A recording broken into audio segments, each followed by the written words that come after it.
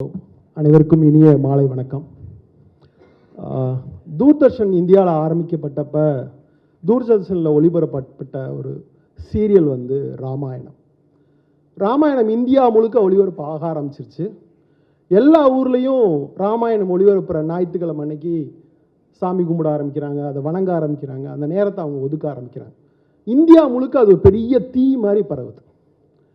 அப்படி பரவறப்ப தான் ராம ஜென்ம பூமியினுடைய அந்த குழு கிளம்பி ஒரு பெரிய கருத்தியலை விதைக்குது. பாபர் மசூதி இடிக்கப்படுகிறது. இப்படி ஒரு கருத்தியல் இன்னைக்கும் இந்தியா முழுக்க விதைக்கப்பட்டு இருக்கு. வெறுப்பு பரப்பப்பட்டுக்கிட்டே இருக்கு. காஷ்மீர் ஃபைல் ஆகட்டும், துரந்தர் ஆகட்டும், இந்தியா முழுக்க இப்படி ஒரு வெறுப்பை பரப்புகிற ஒரு பெரிய சூழலில் வெறுப்புக்கு எதிராக கவுண்டர் பண்ணுற ஒரு கலையை கையில் வைத்திருக்கிற இயக்குநர்கள் இந்தியாவிலே தமிழ் இயக்குநர்கள் மட்டும்தான் என்பதை இந்த மேடையில் ஆணித்தரமாக நான் சொல்ல கடமைப்பட்டிருக்கிறேன். வெற்றிமாறன் துவங்கி கார்த்திக் சுப்புராஜிலிருந்து ராஜமுருகன் வரைக்கும் இதை கவுண்டர் இந்தியாவில் இருக்கிற மொத்த சினிமாவுக்கு எதிராக ஒரு ஆர்ட்டை முன் வச்சுக்கிட்டே இருக்கும். கார்த்திக் சுப்புராஜன் ரொம்ப பிடிக்கும், இறைவி ரொம்ப பிடிக்கும், டபுள்எக்ஸ் ரொம்ப பிடிக்கும். அதில் ஒரு பொலிட்டிக்கலை சொல்லிக்கிட்டே இருக்கார். இந்தியா முழுக்க ஆயுதமும் ரத்தமும் வெறுப்பும் ஏதோ காரணத்துக்காக கக்கப்பட்டுக்கிட்டே இருக்கு. ஒரு ஃபிலிமை நான் கவுண்டர் பண்ணிக்கிட்டே இருக்கிற வேண்டிய ஒரு பெரிய சூழல்ல வெறுப்பின் கொற்றம் வீழ்க, அன்பு அரமண எழுக அப்படிங்கிற ஒரு படமாகத்தான் நான் வந்து சோமிதரன் இயக்கிய இந்த நீலீராவை பார்க்குறேன். நீலீரா பார்க்கறதுக்கு முன்னாடி என் வீட்டில் என் பையன் கேட்டான், டாடி வார் வந்துருமா, லாக்டவுன் மறுபடியும் ஸ்டார்ட் ஆயிருமா அப்படின்ட்டு. அந்த கேள்விக்கு என்னால் பதில் சொல்ல முடியல. என் ஒய்ஃப் கேட்டாங்க, அடுத்த ஷூட்டிங்லாம் நடக்குமா, மொத்தமாக மூடிடுவாங்களா மொத்தமாக அப்படின்ட்டு. இந்த கேள்விக்கு என்ன பதில் சொல்கிறதுனே தெரில. ஆஃப்டர் எலெக்ஷனுக்கு அப்புறம் நம்ம வந்து இப்படி ஒரு கடுமையான ஒரு சூழலை சந்திக்க இருக்கப்போம். இந்த போருடைய மொத்த சூழலும் நம்ம ஊருக்குள்ளே நம்ம வீட்டுக்குள்ளே வரப்போகுது. அதை தவிர்க்கவே முடியாததாக இருக்கும். நேற்று ஒரு கதையாக நம்ம ஸ்ரீலங்கன் கதையிலிருந்து, முத்துங்கிலிருந்து, சோபாசக்தியிலிருந்து, சயந்தர்லேருந்து எல்லா கதை மூலியமாக போர் எப்படி நடக்குது அது ஒரு கதையாக பார்த்துக்கிட்டே இருப்போம். வார் சூழலில் துப்பாக்கி வெடித்து செதறதையும், ரத்தம் தெறிக்க தெறிக்க ஓடுறதையும், கால் தனியாக விழுறதையும், தலை தனியாக விழுறதையும் ஒரு படமாக பார்த்துக்கிட்டே இருக்கிறப்ப ஒரு போர் படத்தை கத்தி இல்லாமல், துப்பாக்கி சவுண்டு கேட்காம, ரத்தம் இல்லாமல், ஒரு மரணம் கூட நிகழாமல் சோமிதரன் பிரசன்ட் பண்ணது இருக்குல்ல, கலையினுடைய தீவிரம் என்பது.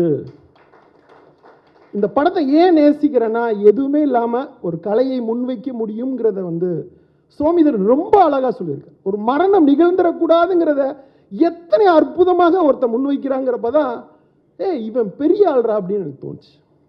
இந்த படம் முடிகிறப்ப ஒரு கமர்ஷியல் டைரக்டரா, ஒரு ஸ்க்ரீன் பிளே ரைட்டரா நம்மளுக்குள்ள ஒரு பதவியமைப்பு இருந்துகிட்டு இருக்கும். இந்த இடத்துல இது வெடிச்சிடலாம், இவங்க செத்துருவாங்க, இது நடந்துரும் அப்படின்னு இந்த படத்தினுடைய கிளைமேக்ஸ் அப்போ எனக்கு மனசு பதறிக்கிட்டே இருந்துச்சு. நான் இத்தனை வருஷம் கமர்ஷியல் பண்ணுற படத்தை பார்க்குற ஒரு டைரக்டரா, இந்த இடத்துல இது வெடிச்சிட போகுது, இந்த இடத்துல இது நடந்துட போகுது அப்படின்னு என் மனம் சொல்லிக்கிட்டே இருந்துச்சு. என் தலையில் தட்டிக்கிட்டே இருந்தார் சோமிதரன், தம்பி இது இல்லை தம்பி, இது இல்லைடா, இது நடக்கலடா, இது நடக்கலடா, இது நடக்கலடான்ட்டு. படம் முடிச்சு போகிறப்ப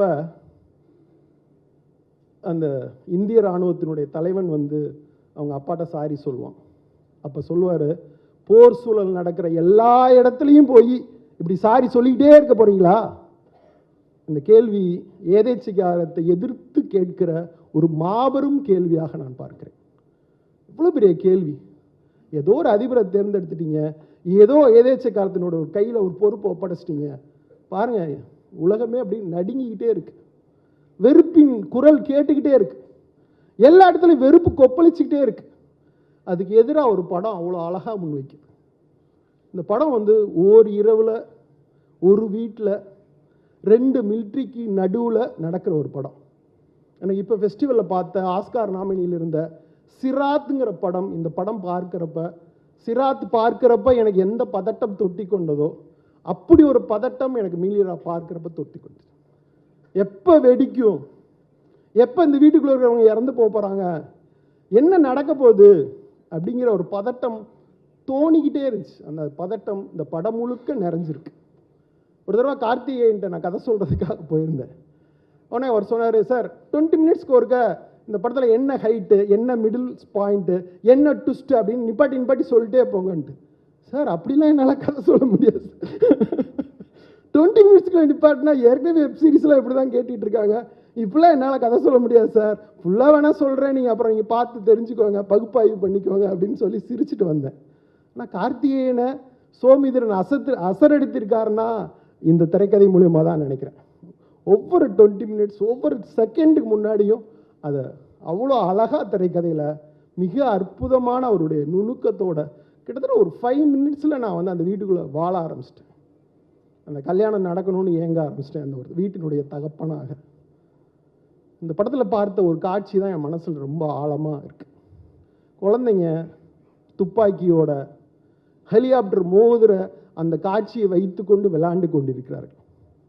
நண்பர்களே, துப்பாக்கி எடுத்து ஆக்ஷன் பண்ணிருக்கிற எல்லாருக்கும் இந்த போர் சூழலினுடைய தீவிரத்தை, இல்லை ரத்தம் தெரிக்கிறதுனுடைய தீவிரத்தை, சண்டையினுடைய தீவிரத்தை, அந்த ஒரு காட்சி நம்மளுக்கு பதட்டத்தை உருவாக்கு. அந்த பதட்டம் தான் இந்த சினிமா தருகிற முக்கியமான செய்தின்னு நினைக்கிறேன். சோமிதரனை நான் ஆற தழுவிக்கொள்கிறேன். கார்த்திக் சுப்புராஜுக்கும் இந்த மொத்த படக்குழுக்கும் நடித்த ஒவ்வொருத்தருக்கும் என்னோட மனமார்ந்த வாழ்த்துக்கள். நன்றி.